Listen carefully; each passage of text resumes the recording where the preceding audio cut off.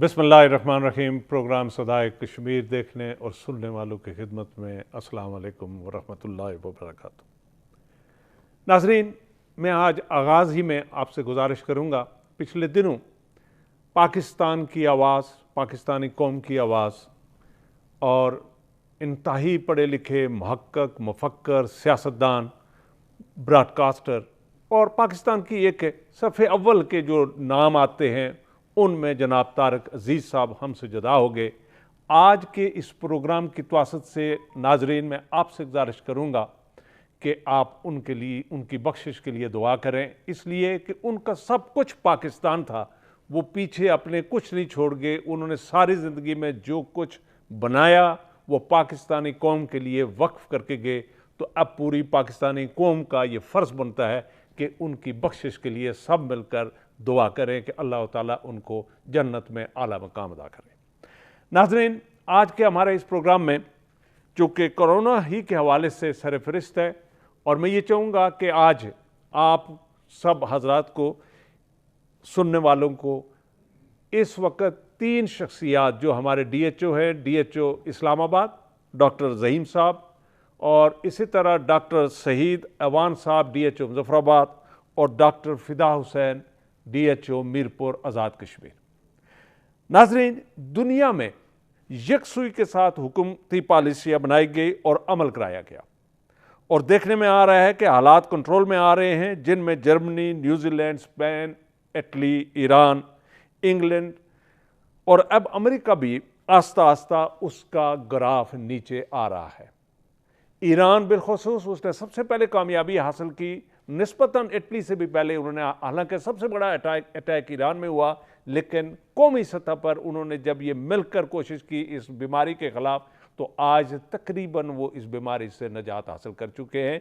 मैशियत के लिहाज से वो कमज़ोर सही, लेकिन उन्होंने कौमी जज्बे के साथ, जिस तरह उन्होंने इत्तेहाद के साथ और गवर्नमेंट जो SOPs बनाई गई उस पर अमल करते हुए उस बीमारी से वो तकरीबन अब फ्री हो चुके हैं। लेकिन इसी के साथ अगर हम आएँ इंडोनेशिया की तरफ, ऑस्ट्रेलिया की तरफ, चाइना की तरफ, तो इनका ग्राफ भी, और इसी तरह सिंगापुर, मलेशिया और इनका ग्राफ भी नीचे आ गया है, क्योंकि उन हुकूमतों ने यकसुई के साथ जो पॉलिसीज़ बनाई उन पर अमल दरामद कराया। नो डाउट कि जर्मनी यानी यूरोप की जितनी भी बड़ी इक्तसादी तौर पर मजबूत तरीन और खुशहाल कौमें थी, उन्होंने अपने लोगों को रिलीफ तो दिया, लेकिन अपने जो SOPs बनाए उन पर जब सख्ती से अमल कराया तो देखने में आ रहा है कि अब वो बीमारी वहाँ तकरीबन कंट्रोल में आती जा रही है।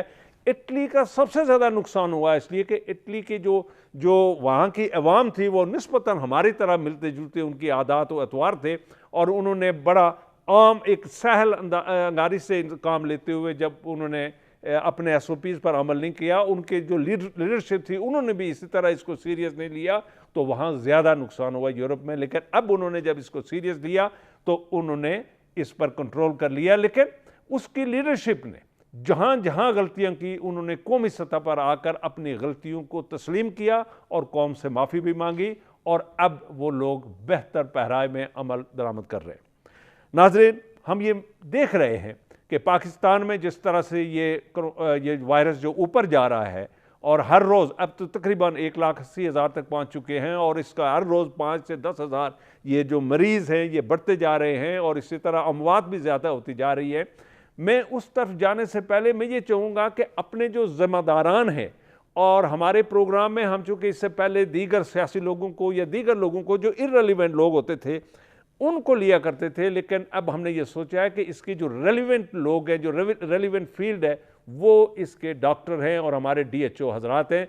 तो मैं आज आगाज़ करूँगा DHO इस्लामाबाद से और डॉक्टर ज़हीम साहब से। डॉक्टर ज़हीम साहब, अस्सलाम वालेकुम। अस्सलाम वालेकुम सर। जी डॉक्टर साहब, मैं आपसे आगाज़ करता हूँ इस प्रोग्राम का, और ये चाहूँगा कि आप चूँकि हमारे साथ DHO मुज़फ़्फ़राबाद डॉक्टर सईद साहब और DHO मीरपुर डॉक्टर फ़िदा हुसैन साहब हमारे साथ मौजूद हैं, इस प्रोग्राम में शामिल हैं, तो क्या आप बताना पसंद करेंगे कि इस वक्त एक तो हमें बड़ी ये खुशी है कि एक नौजवान मुतहर्रक पढ़ा लिखा DHO हमारे फेडरल गवर्नमेंट में इस वक्त मुतहर्रक है, आप दिन और रात मेहनत कर रहे हैं, और गवर्नमेंट की मैं ये समझता हूँ एक अच्छा इकदाम है कि एक यंग आदमी को सामने लाए। آپ ہمیں یہ بتا سکیں گے, ہمارے ناظرین کو اپڈیٹ کر سکیں گے کہ اس وقت جو آپ کے سرکاری ہسپتال ہیں ان میں آپ کے آئسولیشن وارڈ اور ان میں بیڈ کتنے ہیں, نمبر 1, اور ان میں جو فیسلٹیز ہیں وینٹیلیٹر کی وہ کتنی ہیں, نمبر 1.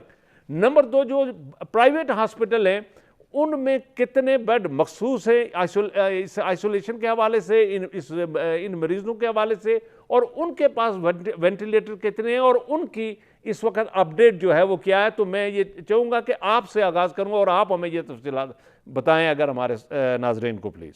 بہت شکریہ آپ کا, آپ کے کلمات کا. میں ایک بات یہ ضرور کہوں گا کہ جس طرح سے جو کیسز کو فیلڈ کے اوپر کنٹین کرنے والی جو پالیسی تھی ہوم کوارنٹین کرنے والی اور ہوم آئسولیشن کی, اس میں یہ دیکھیں کہ ہمارے پاس ہمیں آج 10,500 کیسز جو ہے وہ اسلام آباد کے اندر ہیں. 10,500 کے جو کیسز ہیں ان میں سے 4,500 جو ہے وہ ریکورڈ ہیں. تو اس میں سب سے اہم بات یہ تھی کہ اسلام آباد کے اندر جتنی جو ڈائگنوزنگ کیپیسٹی ہے وہ بہت زیادہ رہی ہے کہ جو 45,000 پر ملین ٹیسٹ ہو رہے ہیں.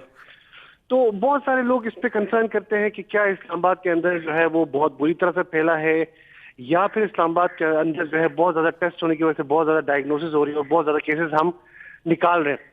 یہ سائنٹیفکلی پروون بات ہے کہ جب ہم یہ کہتے ہیں کہ زیادہ ٹیسٹ ہوں, زیادہ لوگ ڈائگنوز ہوں, زیادہ لوگ آئسولیٹ ہو جائیں تو ڈیزیز کا جو سپریڈ ہے وہ کم ہوگا. اس بات کو مد نظر رکھنے کی ضرورت ہے کہ یہ ایک پینڈیمک ہے, اور پینڈیمک میں بہت سارے جو دنیا کے بڑے بڑے ممالک ہیں ان کا ہیلتھ کا نظام بیٹھ گیا اور وہاں پر بہت سارے ایشوز بھی آئے.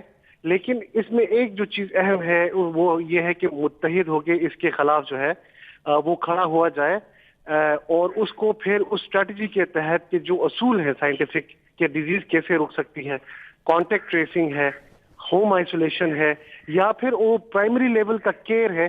جب آپ جتنا بہتر نظام بنائیں گے اتنی زیادہ آپ کی اتنی کم آپ کی مورٹیلٹی ہوگی. اسلام آباد کے اندر اس ٹائم مورٹیلٹی جو ہے وہ 1% ہے, اور یہ وفاقی وزارت صحت کا ایک بہت بڑا اقدام تھا کہ جس کے تحت ہم نے یہ سارے کا سارا نظام اسٹیبلش کیا تھا, اور اس کو اسٹیبلش کرنے کے بعد ہماری مورٹیلٹی جو ہے وہ انڈر 1% رہی ہے. جہاں تک رہی بات کہ جو بیڈس کی اویلیبلٹی ہے, ابھی تک جب ہماری جو ریپڈ رسپانس ٹیمز ہے وہ رات کو کسی بھی پیشنٹ کو کہیں پہ بھی پرابلم ہو تو ان کو ریپڈ رسپانس ٹیمز کے ذریعے ہاسپٹل لے کے جایا جاتا ہے, ان کو جو ضروری ٹریٹمنٹ ہے وہ ملتی ہے. میں لوگوں سے ایک بات کی اپیل یہ کرتا ہوں کہ اب یہ ڈاکٹر کا پروگیٹو ہے کہ کیا وہ پیشنٹ کو ایڈمٹ کرتا ہے یا اس کو پرسکرائب کر کے گھر بھیجتا ہے. یہاں پہ ایک بہت بڑا مس میچ بھی ہے. بہت سارے لوگ اپنی ڈیمانڈ کے تحت ایڈمٹ ہونا چاہتے ہیں, تو میں یہ ضرور کہوں گا کہ وہ جو ڈاکٹر آپ لوگوں کے بیٹھے ہیں وہاں پر ان کی بات سن لی جائے, تو اس حساب سے جو ہے وہ جو کیوس ہے یا پھر ڈیجیکشن ہے وہ نہیں ہوگی. اس وقت تمام جتنے ہسپتال ہیں, چاہے پولی کلینک ہو, پمز ہو, یا فیڈرل جنرل ہاسپٹل ہو, یا پرائیویٹ ہاسپٹلز ہیں, یہ ایک پیج کے اوپر کام کر رہے ہیں, اور میرے خیال میں یہ پینڈیمک کے اس صورت میں اس چیز کا ہونا بہت ضروری ہے. اچھا لہٰذا ڈاکٹر زعین صاحب, میں آپ سے ایک سوال ہے, میں اپنی ناظرین کو ایک ویڈیو کلپ جو شیئر کروں گا کہ سابق وزیر اعظم جناب پرویز اشرف صاحب نے ایک اسمبلی میں جو تقریر کی اس کا وہ جو کلپ ہے وہ میں اس میں شامل کر رہا ہوں اپنے اس پروگرام میں. انہوں نے یہ فرمایا کہ آزاد کشمیر کے جو ہمارے اپوزیشن لیڈر ہیں ایک دن پورا پنڈی اسلام آباد لے کر وہ چلتے رہے, ان کو نہ کوئی بیڈ ملا اور نہ وینٹیلیٹر ملا, اور آخر ایک پرائیویٹ کلینک میں آ کر ان کو وینٹیلیٹر ملا.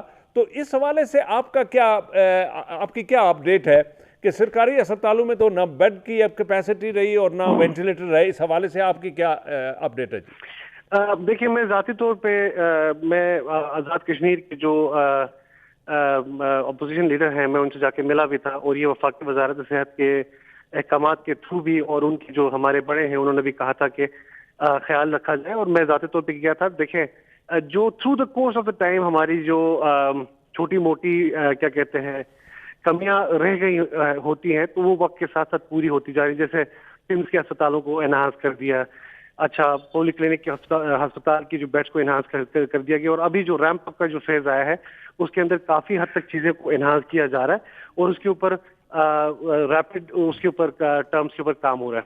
تو لہٰذا ان کو میں خود ذاتی طور پہ بھی گیا تھا, شاید آپ کو اس بات کا پتہ ہے یا نہیں ہے, جا کے ان کو جو مطلب جو مسائل تھے ہم نے ان کو دیکھنے کی پوری کوشش کی, اور ہم نے کوشش کی کہ ان کی صحت سلامت رہے.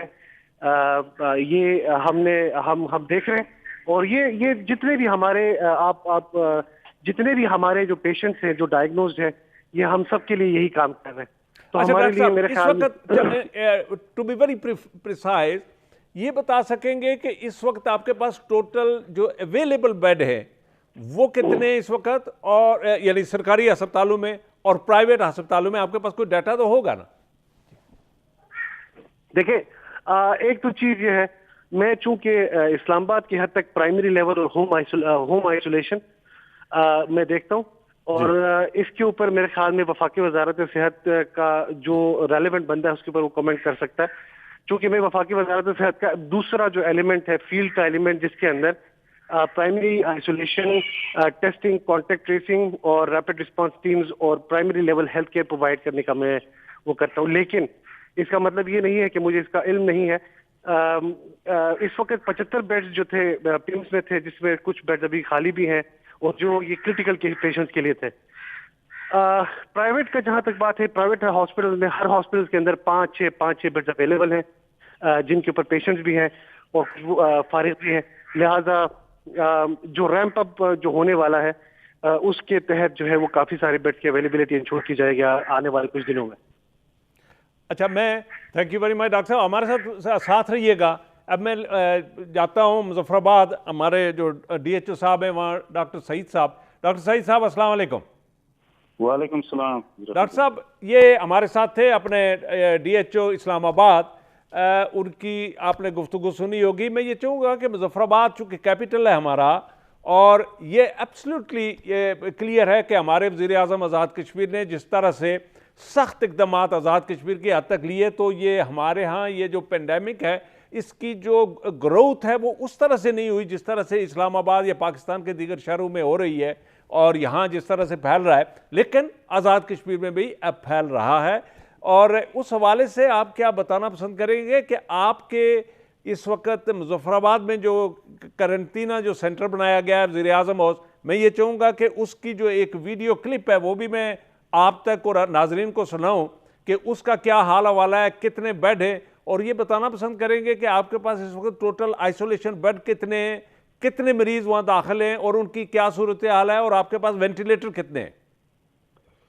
بسم اللہ الرحمن الرحیم. آپ نے بجا فرمایا کہ وزیر اعظم آزاد جموں کشمیر نے جب سے بھی یہ پینڈیمک آئی ہے انہوں نے بہت ہی سیریسلی اس کو لیا اور بہت ہی اچھے سٹیپ لیے, جس کی وجہ سے آزاد کشمیر میں یہ ڈیزیز کا جو برڈن ہے وہ بہت تاخیر سے ہے پاکستان کے باقی علاقوں کے مقابلے میں, اور یہاں پہ سچویشن الحمدللہ کنٹرول کے اندر اور بہتر ہے as compare to other cities. تو حکومت آزاد کشمیر کے اچھے اقدامات نے, ایک تو ان کی پریپریشن تھی, انہوں نے ایک طرف لاک ڈاؤن کے ذریعے ڈیزیز کو کنٹرول کیا, دوسری طرف انہوں نے اپنی جو سروس پرووائڈ کی جگہ تھی, جیسے آپ نے کہا کہ کوارنٹینہ سینٹرز ہیں, اس کے علاوہ آئسولیشن ہاسپٹلز ہیں, تو ان کو اسٹرینتھن کیا. اور اس طرح مظفر آباد کے اندر انہوں نے ایک آئسولیشن سینٹر جو الگ سے کووڈ ہاسپٹل ہے اس کو ڈیولپ کیا, 50 بیڈ کیپیسٹی کا ہاسپٹل ہے. اس کے علاوہ وزیر اعظم ہاؤس جو تھا, نیا وزیر اعظم ہاؤس تھا, ان کو وزیر اعظم صاحب نے کمال فیاضی کا مظاہرہ کرتے ہوئے اس کو کرنٹین سینٹر میں ڈیولپ کر دیا. اور ابھی ہم نے چونکہ جب ڈیزیز برڈن تھوڑا سا زیادہ ہے مظفر آباد سٹی کے اندر, تو اسی پی ایم ہاؤس ڈاکٹر صاحب اس جو وزیر اعظم میں کنورٹ کر دیا. جی ڈاکٹر سعید صاحب, وہ جو وزیر اعظم ہاؤس کا جو آپ نے آئسولیشن سینٹر بنایا ہے, اس حوالے سے جب وہاں کا پیشنٹ جو ہے جس نے یہ ویڈیو بنا کر ہمیں بھیجی, ہمارے ساتھ شیئر کی, اور ناظرین اس کو دیکھیں گے سنیں گے, وہ تو کوئی حوصلہ افزا یا اس پر کوئی انکریجنگ سچویشن نہیں ہے کہ وہاں تو بدترین صورتحال ہے. تو اس حوالے سے آپ نے کیا وہاں کوئی ریویمپنگ کی, آپ نے جا کر اس کو امپروو کیا, وہاں جا کر آکسیجن سلنڈر اسی طرح یہ باقی جو ضروریات ہوتی ہیں اس پیشنٹس کے لیے وہ کیے آپ نے, یا بیڈز پہنچائے؟ جی, جو ہمارا پی ایم ہاؤس کا آئسولیشن سینٹر ہے اس کو کرنٹین سینٹر سے کنورٹ کیا گیا آئسولیشن سینٹر کے اندر. اور اس میں چونکہ پہلے ڈیسائیڈ یہ ہوا تھا کہ اس میں جو ایسمپٹومیٹک پیشنٹس ہیں ان کو وہاں پہ رکھا جائے گا, اس لیے وہاں پہ سمپٹومیٹک پیشنٹس جو ہیں وہ ہمارا جو کووڈ ہاسپٹل ہے اس میں رکھتے ہیں. تو شروع میں اس میں آکسیجن سلنڈر اور اس طرح کی سپلائی کا اہتمام نہیں کیا گیا. اب جو وقت کے ساتھ ساتھ یہ چیزیں امپروو ہو رہی ہیں, اور जो नहीं, वहाँ की बल्कि मैं इंतजामिया अगर है वो आपकी इंफॉर्मेशन में थोड़ा इजाफा कर लूं कि वहां जो कपड़े थे, जो पेशेंट बेहतर होके चले गए, उनके वो कपड़े और सामान भी वहीं पड़ा रहा, किसी ने वहां से नहीं उठाने और उस कमरे को साफ नहीं किया, उसको स्टरलाइज नहीं किया, कोई स्प्रे नहीं किया। जी नहीं, ये वीडियो एक दफा सामने आई थी, उसके बाद चीजें बेहतर की गई हैं। वहाँ पे सफाई का निज़ाम भी बेहतर किया गया और सारी चीजें वहाँ पे आप अल्हम्दुलिल्लाह बेहतर हैं और ठीक तरीके से चल रही हैं। अच्छा डॉक्टर साहब, ये बताना पसंद करेंगे कि अब आपकी सूरत हाल क्या है, आपके क्या पेशेंट्स बढ़ रहे हैं या कंट्रोल हैं? चूंकि अभी भी आपने लॉकडाउन सख्त किया हुआ है और मैं ये समझता हूँ कि ये बहुत अच्छा इकदाम है। लोगों के इस ताजर पेशा लोग जो हैं या लोग इतनी कंफर्ट फील नहीं करते, लेकिन ये लोगों की भलाई, इज्तिमाई भलाई के लिए ये बहुत अच्छे इकदाम हैं। इस वक्त मुजफ्फराबाद की या डिस्ट्रिक्ट मुजफ्फराबाद की क्या सूरत हाल है ओवरऑल? जी, आप अगर मुजफ्फराबाद सिटी आपने विजिट किया हो तो जो हमारा पुराना शहर है वो गुंजानाबाद शहर है, उसके अंदर मार्केट्स और घर साथ साथ हैं। तो इस एरिया में हमें प्रॉब्लम, क्योंकि जब थोड़ा सा नरम किया गया लॉकडाउन तो इस एरिया में प्रॉब्लम्स आई और वहाँ पे पेशेंट्स ज्यादा आए। तो अभी जब दोबारा से हमने देखा कि ये नंबर्स बढ़ रहे हैं तो वज़ीर आज़म साहब ने दोबारा से यहाँ लॉकडाउन किया और उससे अभी बेहतर नतीजे आ रहे हैं कि नंबर ऑफ केसेस कम होने शुरू हो गए हैं। इसके अलावा जो हमारा नया सिटी के जो एरियाज हैं उनमें केसेस कम पाए गए हैं। रूरल एरिया से भी केसेस बहुत कम आए हैं, लेकिन अभी कुछ रूरल एरिया से नंबर इंक्रीज होना शुरू हुए हैं, लेकिन वो इक्का दुक्का है, इतने ज्यादा नहीं है कि उसमें तशवीश की जाए। तो हम समझते हैं कि अगर ये लॉकडाउन की पॉलिसी एक आध हफ्ता और चली तो हम इसको इंशाल्लाह काबू करने में अच्छा कामयाब डॉक्टर साहब, मैं आखिरी जो आपसे सवाल पूछूंगा, क्या इस वक्त जो प्राइवेट क्लिनिक हैं, प्राइवेट हॉस्पिटल हैं, वो भी एक मशरूम ग्रोथ है हमारे इस पाकिस्तान में भी और आज़ाद कश्मीर में भी? ये मेरा सवाल आप तीनों डॉक्टर हजरात से होगा। क्या आप प्राइवेट हॉस्पिटल्स के लिए, क्लिनिक्स के लिए कोई एक ऐसी कवानीन बना रहे हैं? कोई इस वक्त तो वहाँ ये है कि जो काम 1,000 रुपये में होता है उसका 20,000 रुपये चार्ज किए जाते हैं और इन लोग चूंकि अपनी ज़िंदगी बचाने के लिए वो जो मुंह मांगे पैसे दे रहे हैं, तो इस पर कोई कंट्रोल या कोई कवानीन बनाने के लिए आप लोग सोच रहे हैं? बासियत अथॉरिटी एक रिट कायम करने के लिए कुछ गवर्नमेंट सोच रही है? जी बिल्कुल, जिस तरह बाकी सूबों ने हेल्थ केयर कमीशन बनाए तो एजेके में भी इस पे काम हो रहा है और इसमें जो हमारा लेबॉर्ट्रीज एक्ट है वो तो हमने पास कर लिया असेंबली से। बाकी भी हेल्थ केयर कमीशन के लिए काम हो रहा है ताकि ये प्राइवेट सेक्टर को प्रॉपर तरीके से रेगुलेट किया जा सके। और जो आपका कंसर्न है ये बिल्कुल दुरुस्त है कि जब तक हम इनको रेगुलेट नहीं करेंगे तो लोगों को हेल्थ केयर सर्विसेज इकोनॉमिकल तौर पर नहीं हम दे सकते। तो इस पर हम काम कर रहे हैं और हेल्थ केयर कमीशन से पहले भी हम जाके इन चीज़ों को देखते हैं और जहाँ भी कोई शिकायत आती है हम उसको एड्रेस करते हैं। अच्छा डॉक्टर साहब, स्टे विद अस, हमारे साथ रहिएगा। मैं अब मीरपुर की तरफ चलता हूँ, डॉक्टर फिदा हुसैन साहब की तरफ। फिदा साहब अस्सलाम वालेकुम। वालेकुम सलाम जनाब। फिदा साहब, बड़ी मेहरबानी, आप हमारे साथ रहे, आपने अपना आज छुट्टी का दिन बड़ा कीमती वक्त हमें दिया। हमें मीरपुर हमारे आज़ाद कश्मीर का दूसरा बड़ा शहर है और चूंकि वो आज़ाद कश्मीर के एक ऐसे एज पर है कि जहाँ पाकिस्तान का इंडस्ट्रियल जो बड़े बड़े शहर हैं वो उसके साथ मिलते हैं। आमद और रफ्त निस्बतन दीगर शहरों से मीरपुर में ज़्यादा है। आप क्या अपने नाजरीन के साथ ये शेयर करेंगे कि वहाँ लॉकडाउन की क्या सूरत हाल है? नंबर एक, आपके यहाँ इस वक्त तक टोटल कितने पेशेंट हैं और आपके जो सरकारी हॉस्पिटल हैं उनमें बेड कितने मौजूद हैं और वेंटिलेटर कितने मौजूद हैं? जी हाँ बिल्कुल, पहले तो आपका शुक्रिया कि आपने इस मौजू पे मुझे बात करने का मौका दिया। मीरपुर का क्योंकि बॉर्डर सादीना, जेलम, सराय आलमगीर और गुजरात का एरिया भी कुछ हमारे साथ अटैच है और जैसा कि आपको पता है कि 60,000 या 70,000 तक पेशेंट पंजाब में पहुंच चुके हैं। तो हमारा बड़ा स्ट्रिक्ट लॉकडाउन रहा और जब तक वो रहा, जैसा कि मेरे भाई डॉक्टर सईद ने भी बताया कि नंबर ऑफ केसेस बहुत कम थे, बहुत कंट्रोल थे। बल्कि मैं आपको बताऊं कि 12 अप्रैल से लेके 15 मई तक there was no single positive case. Daily हम सैंपलिंग करते थे और कोई भी केस नहीं आ रहा था। अभी दोबारा केसेस आना शुरू हैं लेकिन उनकी तादाद बहुत कम है। अगर मैं आपको नंबर्स में बताऊं तो हमारे टोटल केसेस 95 हैं डिस्ट्रिक्ट मीरपुर के। 5 लाख से ज़्यादा आबादी है हमारी और इन 95 में सिर्फ 30 जो केसेस हैं वो एक्टिव हैं, बाकी डिस्चार्ज हो गए हुए हैं। और इन 30 में से भी 20 जो केसेस हैं वो होम आइसोलेटेड हैं और 10 केसेस सिर्फ हमारे हॉस्पिटल में हैं। आपके सवाल का जो दूसरा हिस्सा है जी के नंबर ऑफ बेड्स कितने हैं हमारे पास, हमारा डिविजनल टीचिंग हॉस्पिटल है जो कि 500 बेडेड है। फिल वक्त हमने 50 बेड उसमें रिजर्व किए हुए हैं। इसी तरह एक और न्यू सिटी टीचिंग हॉस्पिटल है, वो पूरा हमने कोरोना हॉस्पिटल उसको लेबल किया हुआ है, उसमें भी 100 बेड्स हैं। और एक तहसील लेवल पे तहसील हेडक्वार्टर हॉस्पिटल डडियाल में भी 10 बेड्स हमने रिजर्व किए हुए हैं। लेकिन हमारा अगर आप टोटल नंबर देखें पेशेंट जो हॉस्पिटल में है तो वो इस वक्त 10 है, और उनमें भी कोई क्रिटिकल नहीं है और माइल्ड सिम्टम्स के साथ वो हैं।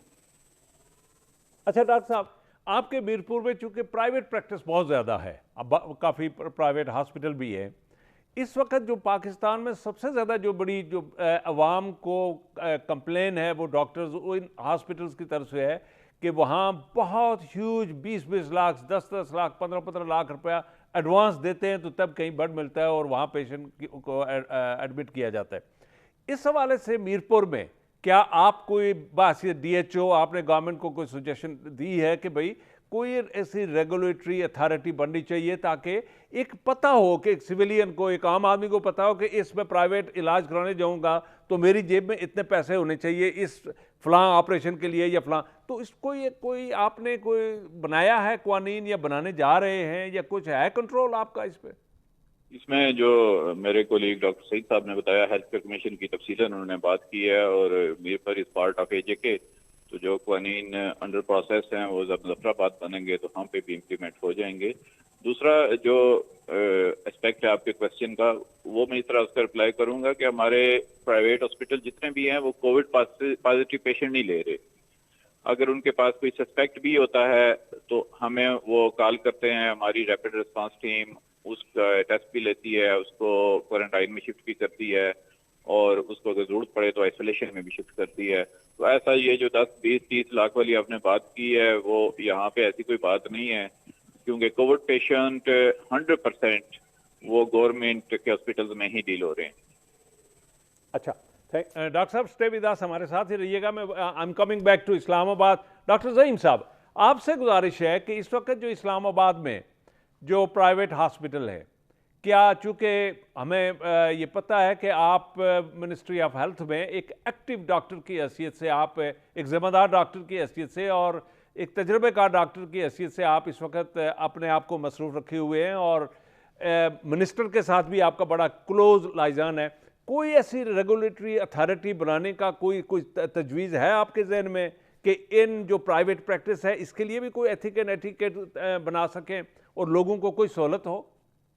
सर देखें, इस वक्त वफाकी वजारत के SAPM साहब हों, सेक्रेटरी साहब हों, जो हमारी एडमिनिस्ट्रेशन है, उनकी काफ़ी कोशिश रही है। जो हमारे नए CEO आए हैं Islamabad health care regulatory authority के, और उनके जितनी एफर्ट्स थी उनके बाद जो है ये नाफिज हुआ है Islamabad health care regulatory act जो है, उसके मुताबिक तमाम अस्पताल जवाबदेह है। अभी ये रिसेंटली हुआ है, कोई 2-3 दिन पहले इनका वो सारी की सारी अभी हायरिंग भी इनकी होनी है, लिहाजा हमने मेकशिफ्ट बुनियादों के ऊपर हमने स्टाफ अवेलेबल कर दिया है। और जो आप रेगुलेशन की आप बात कर रहे हैं उसको हम इन प्लेस कर रहे हैं, और अभी एक रिसेंटली एक मरासला भी जारी हुआ है कि तमाम अस्पतालों को एग्जामिन किया जाएगा और ये तमाम चीज़ें जो है इन प्लेस होंगी। एक और चीज़ जो है ये मैं बताता चलूँ कि किसी भी एरिया की जो पर मिलियन टेस्ट होते हैं वो बहुत बड़ा रोल अदा करते हैं आइडेंटिफाई करने में कि अगर टेस्ट कम होंगे तो लोग कम डायग्नोज होंगे और हमें प्रेवलेंस का पता नहीं लगता। लिहाजा पहला स्टेप प्राइमरी लेवल के ऊपर ये है कि ज़्यादा टेस्ट किए जाएं, ज़्यादा लोगों को डायग्नोज किया जाए, ज़्यादा लोगों को आइसोलेट किया जाए। जब आप ये करते हैं तो वक्तन फवक्तन जो लोग अपना टेस्ट नहीं कराते और उनको सिम्टम आते हैं, उनको खुदा न खासा कुछ होता तो वो रिपोर्ट नहीं होते, और उसकी वजह से जो है कम्युनिटी स्प्रेड बहुत बढ़ जाता है। तो लिहाजा मैं चूंकि वफाकी वजारत का नुमाइंदा हूँ इस्लामाबाद के ग्राउंड के ऊपर, तो हमने इस बात को इंश्योर किया है कि टेस्ट ज़्यादा हों और हेल्थ फैसिलिटीज़ एनहांस हों, रैंप अप हो, और ज़्यादा से ज़्यादा लोगों को फॉर एग्जांपल सिर्फ डिस्ट्रिक्ट हेल्थ ऑफिस इस्लामाबाद की टीमों ने इस वक्त 12,000 के करीब टेस्ट जो है वो घर घर जाके किए, और उसके अलावा कोई 18,000 के करीब लोग थे जिनको ट्रेस किया गया था। अच्छा, और 1,46,000। डॉक्टर साहब मुझे ब्रेक के लिए कहा जा रहा है तो थोड़ा सा मैं एक मुख्तसर सी ब्रेक लूँगा। नाज़रीन स्टे विद अस प्लीज़।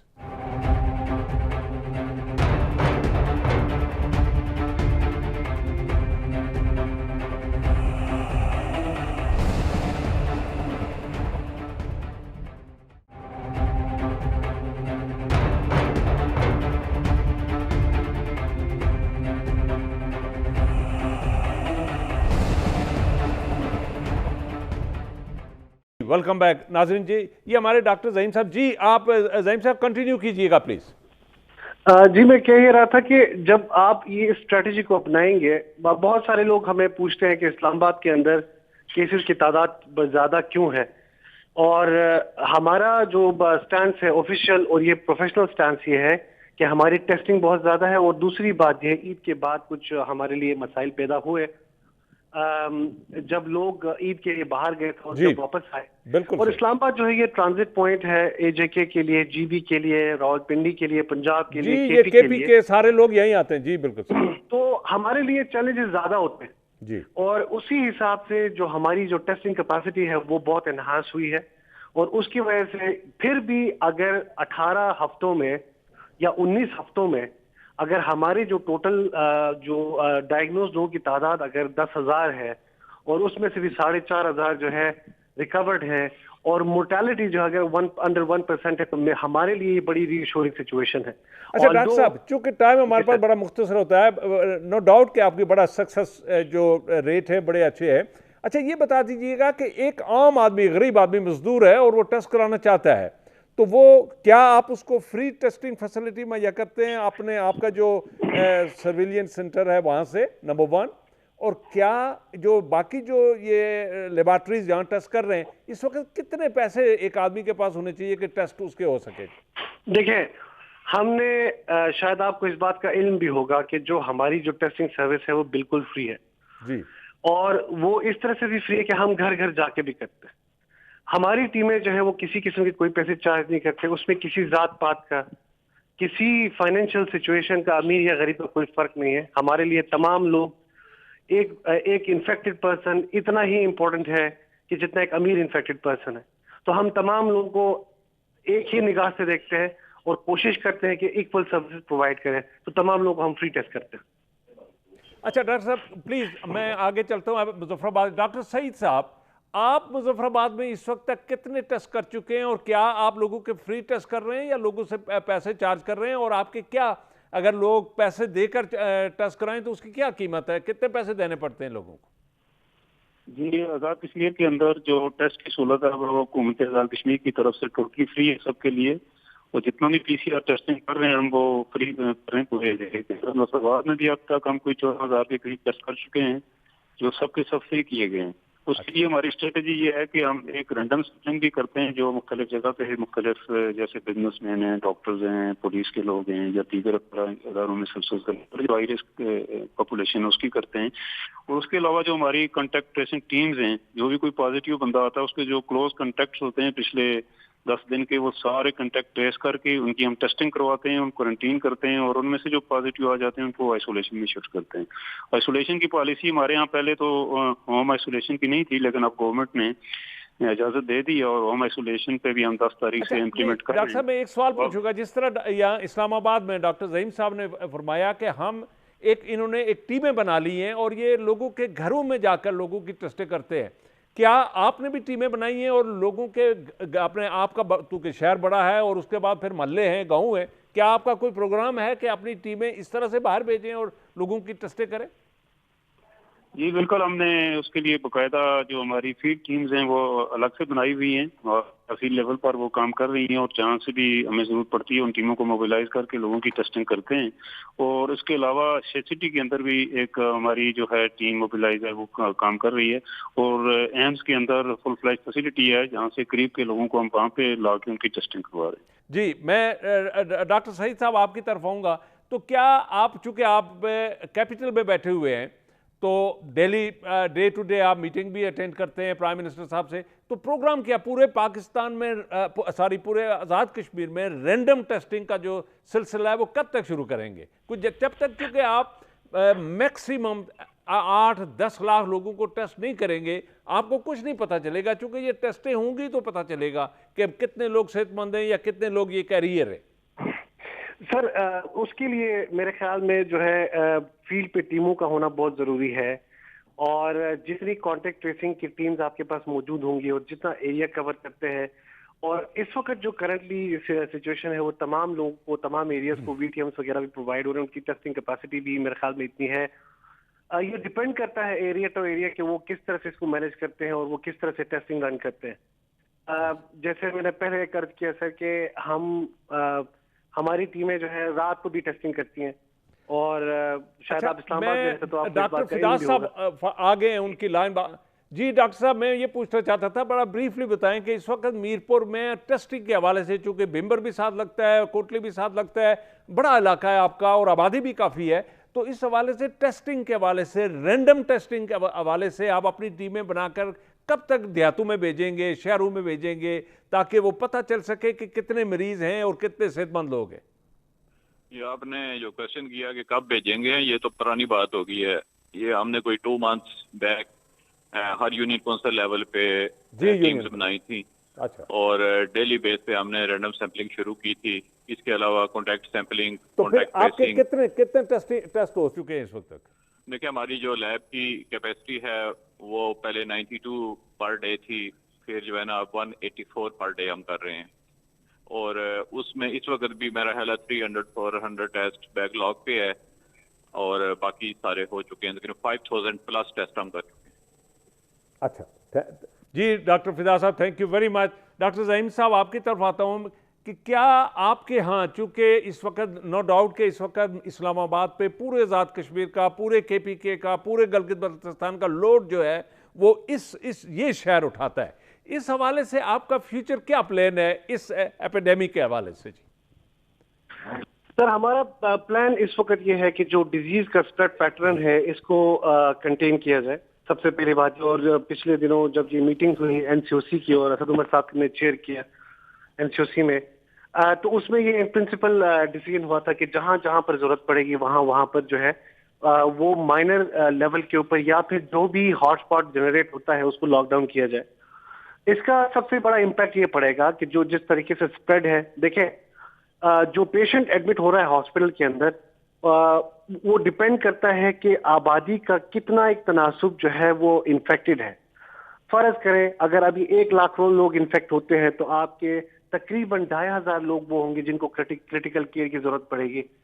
تو ان 2500 لوگوں کی کیا کیپیسٹی ہے؟ تو لہٰذا یہ پرائمری لیول کے اوپر اگر یہ مینج ہوتا ہے، یہ کہ ٹیسٹنگ زیادہ کر کے ارلی ڈائگنوز کر کے ارلی سمٹمز کو ارلی اس کے اوپر ٹریٹ کیا جائے تو تب جا کے، اور اسی لیے اس اسٹریٹجی کو مد نظر رکھتے ہوئے ہم اسلام آباد کے اندر تمام صوبوں کا وہ جو ہمارے اوپر جو رسپانسبلٹی ہے، وہ جو ٹرانزٹ پوائنٹ ہے اس کو بھی دیکھیں.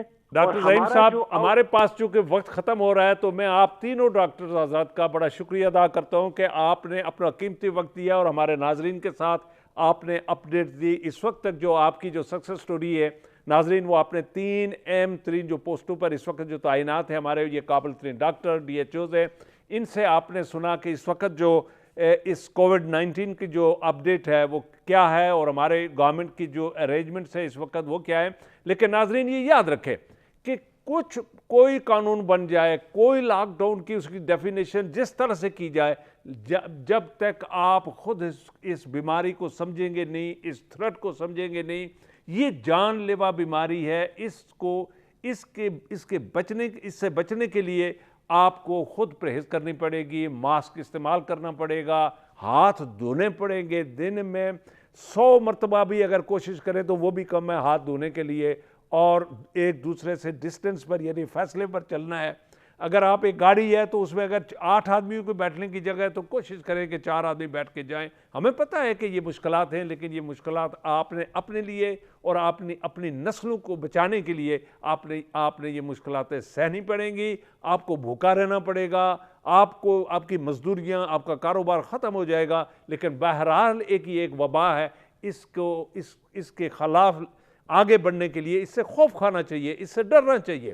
ہم یہ کہتے ہیں کہ ہم اس سے لڑائی کریں گے، اس سے لڑائی نہیں، اس سے خوف کھائیں، اس سے بھاگیں، تاکہ بھاگ کر اس سے بچت کریں گے تو تب آپ کی یہ جان بچ سکے گی. میں اس بیماری کے حوالے سے ہم نے آج یہ سیگمنٹ یہاں کمپلیٹ کیا. اب میں آج چلتا ہوں، میرے ساتھ جناب بریگیڈیئر انتخاب صاحب جو دفاعی تجزیہ نگار ہیں اور ایک سینئر ریٹائرڈ بریگیڈیئر ہیں. ان کی سروسز جو پاکستان آرمی میں اہم ترین جو ہماری ایجنسیز ہیں وہاں رہی ہیں، اور اہم ترین پوسٹنگ جو ان کی اپنے دوران سروس رہی ہے، اور کشمیر کے حوالے سے، آزاد کشمیر کے حوالے سے، گلگت بلتستان کے حوالے سے اور لداخ اور ان ایریوں کے بارے سے جتنا تفصیلاً وہ جانتے ہیں، میں سمجھتا ہوں کہ اتنا ہم میں سے کوئی اور نہیں جانتا. تو میں یہ چاہوں گا ناظرین کہ آپ کو ان کی زبانی یہ بتا سکوں کہ اس وقت جو لداخ میں انڈیا جو اس وقت چائنا کے سامنے آمنے سامنے ایک جنگ کی صورتحال ہے، اور یہ جنگ کسی وقت بھی بڑی جنگ میں کنورٹ ہو سکتی ہے، اور اس میں یہ دیکھنا ہوگا کہ پاکستان نے اپنا کیا رول کس طرح ادا کرنا ہے، اور اس جنگ کے حوالے سے ہمارے کشمیریوں کا مستقبل کس طرف کس حال میں ہمارا کیا حال ہوگا، ہمارے جو وہاں جو لاشیں اٹھیں گی ان کا کیا پرسان حال ہوگا. تو یہ ایک تفصیلاً میں یہ چاہتا ہوں کہ آپ کے ساتھ شیئر کروں. جی بریگیڈیئر صاحب السلام علیکم. وعلیکم السلام، کیا حال ہے آپ کے؟ جی اللہ کا کرم. جی بریگیڈیئر صاحب آپ ہمارے ساتھ رہیے گا. اس وقت میں یہ چاہوں گا کہ ناظرین کے ساتھ آپ کا جو تجربہ ہے اس جو جنگ ہو رہی ہے اس وقت انڈیا اور چائنا کی، جو بالکل آمنے سامنے فوجیں ہیں، اور اس وقت ہماری جو شنید ہے ان آفیشیل ہے لیکن بہرحال یہ ایک کہ 40-60 کلومیٹر کا جو علاقہ ہے وہ چائنا نے لے لیا ہے انڈیا سے، اور اس وقت وہ اس لداخ کا جو اہم ترین ویلی ہے اور وہ جو وادی گلوانا جسے کہتے ہیں اس پر وہ قبضہ کر چکے ہیں. اس حوالے سے میں یہ چاہوں گا کہ آپ چونکہ آزاد کشمیر، گلگت بلتستان اور یہ پورا علاقہ جو ہے انچ سے آپ واقف ہے، چونکہ دوران سروس آپ کا سب سے زیادہ جو ٹینیور ہے وہ اسی ایریے میں گزرا. تو میں یہ چاہوں گا کہ اپنے ناظرین کو اپنے اس تجربے کی روشنی سے اور یہ جو جنگ ہو رہی ہے اس حوالے سے ذرا ہمیں اگر اپنی اپڈیٹ دیں گے تو میں شکریہ ادا کروں گا. جی بریگیڈیئر صاحب. محمود بھائی ایسے ہے کہ یہ جو انڈیا اور چائنا کا جو بارڈر کانفلکٹ ہے نا، یہ آج کا نہیں ہے. میں تھوڑی سی آپ کو بیک گراؤنڈ دے دوں اس کا. جی میکموہن جو لائن ہے نا، یہ 1914 میں یہ ڈیسائیڈ ہوئی تھی، اور اس کو انڈیا نے بھی تسلیم نہیں کیا 1935 تک. جی اچھا، یہ جو ایریا ہے نا، یہ تبت کے اکراس اروناچل پردیش جو انڈیا کی 7 سسٹر اسٹیٹس ہیں، ان کے اکراس جو پورا بارڈر ہے اس کو میکموہن لائن کہتے ہیں. جی یہاں پہ چائنا یہ کلیم کرتا ہے کہ 2500 اسکوائر مائل جو ایریا ہے تبت کا، اس پہ انڈیا نے قبضہ کیا ہوا ہے. نمبر 1. نمبر 2، جو دوسرا جھگڑے کی جگہ ابھی جو چل رہی ہے، جو گیلون ویلی ہے، یہ لے سے کو 80 کلومیٹر نارتھ ایسٹ میں اوپر ہے، ایکسائی چائنا کے بالکل بارڈر کے اوپر ہے. جی یہاں پہ چائنا اور یہ اس ایریا میں جو بارڈر ہے اس کو LAC کہتے ہیں. عام طور پر اس کو لائن آف کنٹرول بھی، لائن آف ایکچوئل کنٹرول کہتے ہیں. LAC کہتے ہیں لائن آف ایکچوئل کنٹرول. جی لیکن ہم آرمی میں اس کو کہتے ہیں line of actual contact, because وہاں پہ فورسز ایکچولی جو نا آمنے سامنے بیٹھی ہوتی ہیں، تو وہاں کو ڈیمارکیٹڈ لائن تو ایسا نہیں ہے، بہت ڈیفیکلٹ ٹیرین ہے وہاں پہ. اب وہاں پہ انڈین نے انٹروڈ کیا چائنیز ایریا میں، جس کے اوپر چائنیز نے ریئیکٹ کیا. جی اور 15-16 کی رات کو انہوں نے، جب انڈیا کی جو ریجمنٹ تھی 16 بہار ریجمنٹ، اس کے 200 لوگ کراس کرتی ہے، جب وہ بارڈر کراس کرتی ہے یا LAC کراس کرتی ہے، چائنیز ایریا میں گئے، جا کے وہاں چائنیز کی ایک چھوٹی سی ڈیٹیچمنٹ تھی، ان کو انہوں نے ڈسپلیس کیا، اور اس کے بعد انہوں نے ان کو مارچ. وہاں پہ ایکچولی 1993 میں چائنا اور انڈیا کے درمیان ایک ایگریمنٹ ہے کہ ہم جو ہے نا فائر آرم یوز نہیں کریں گے. تو وہاں پہ انہوں نے ڈنڈے سوٹیاں لاتے مکے مار کے چائنیز جو ڈیٹیچمنٹ تھی 5-6 بندے ان کو پیچھے کر دیا. جی اگلے 2 دن پھر چائنیز نے ان کو، اور ساتھ ہم نے سیلیبریٹ کرنا شروع کر دیا وہاں پہ، کہ ہم نے جو ساتھ ہم نے انڈین چینل ٹیلی ویژن چینل کے اوپر بھی یہ نیوز چلنا شروع ہو گئی کہ ہم نے چائنا سے ایریا واپس لے لیا ہے.